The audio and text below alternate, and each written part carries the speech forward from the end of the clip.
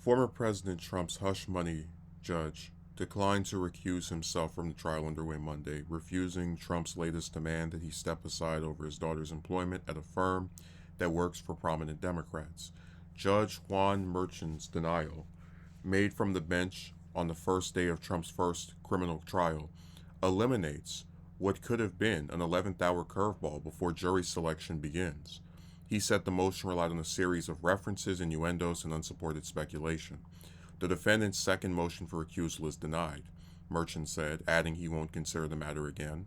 It follows Merchant's rejection of the former president's similar recusal motion last year and a series of failed attempts by Trump's legal team last week to stave off this fast approaching trial.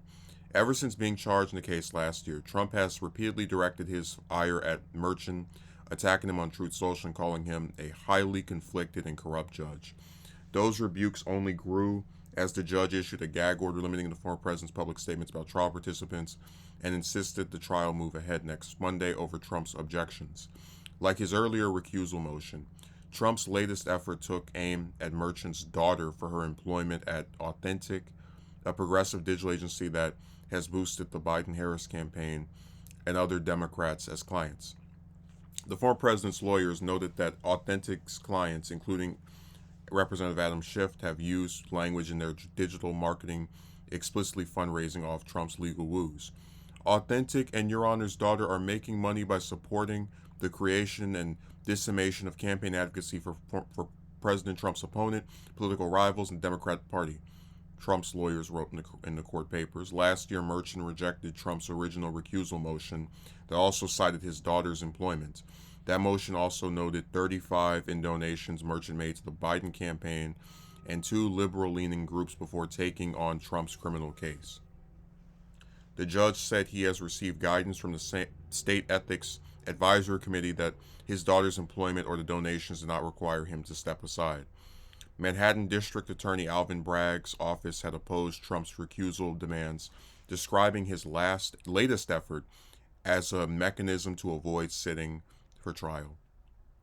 Instead, defendant's motion is nothing more than his latest attempt to delay the forthcoming trial, and in both timing and substance appears transparently reverse engineered to provide an ex post justification for defendants' attacks on the court and the court's family.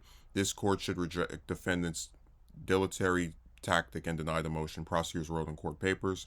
Trump faces 34 counts of falsifying business records over allegations he criminally concealed a hush money payment made days before the 2016 presidential election. He has pled not guilty. I was thinking about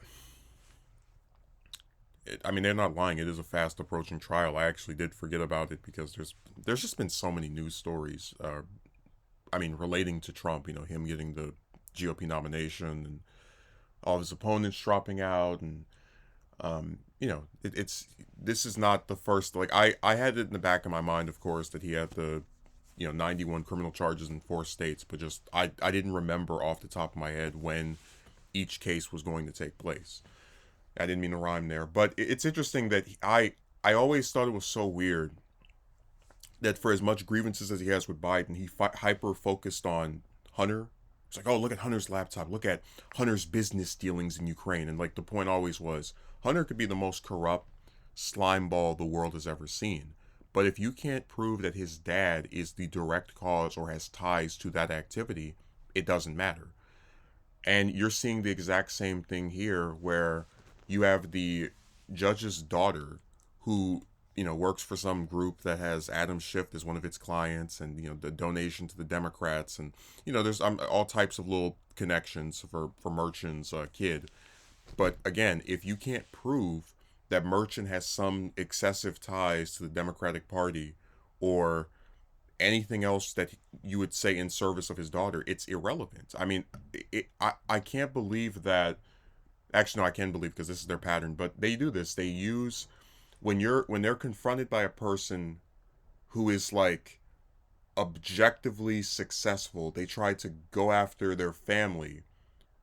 And I guess the younger members who are more outgoing in terms of making donations to this person or making payments to this or trying to do something that the older members probably wouldn't do, and try to stick them with the activity of their younger counterpart. Oh well, this person's kid is a known Democrat. It's like, okay, but what does that have to do with the person that you're actually having conflict with, the father, uh, being able to go after you as someone that has ties to this hush money payment that was made illegally during the 2016 election? And of course, there is no answer to that. Man, I just, this is one of the things we talk. I'm not going to spend too much time on this story because this is really just kind of another update on it as far as the judge declining to recuse himself, which I think makes a lot of sense. I mean, we already explained they have nothing on him. That's why they have to go after his ties to his daughter as a possible way of really this is more about delaying the trial. Oh, now they have to look for a new judge, so I guess we have to wait next week or next month or in June. No, it's done. They have a judge. He's not recusing himself. Get over it. But I said, isn't it sad that there are millions and millions of Americans who truly wanted nothing more than to have a presidential candidate, one of the two major party nominees, that for the next, let's see, we're in April, right? So May, June, July, August, September, October, November. For the next 7 months, I guess like you could say 6 because we're halfway through April, but for the next half a year, if not longer, we're going to be seeing going in and out of court in between campaigning. And the Republicans could have picked literally anyone else, DeSantis, Haley, Ramaswamy, whoever the hell, and they would not be having this problem. So if whether or not Trump gets convicted, which I think if we're dealing with an actual fair legal system, he will, but all the money he has, he'll find a way to dodge doing any type of actual, penance besides paying some money. But whether or not he gets convicted or not, it's a true stain on American democracy that you had all of these candidates that ran in that primary, and the one they picked had to be the only one with dozens of criminal charges that they've convinced themselves are all just part of a witch hunt. I think about how you could use that term and flip it back on them about, going after Merchant's daughter and saying that, this is the reason why he should recuse himself. That's a witch hunt, that you're going to try and label this guy as this like closet Democrat because his daughter works for some firm that has Adam Schiff as a client and they've done promotional material off of your legal issues. It's like she doesn't run the place, so she's probably just an employee, but more importantly, still not her dad. So anytime they have a problem with someone, they just use their kids to try and get out of it. And in this case, I'm glad it didn't work.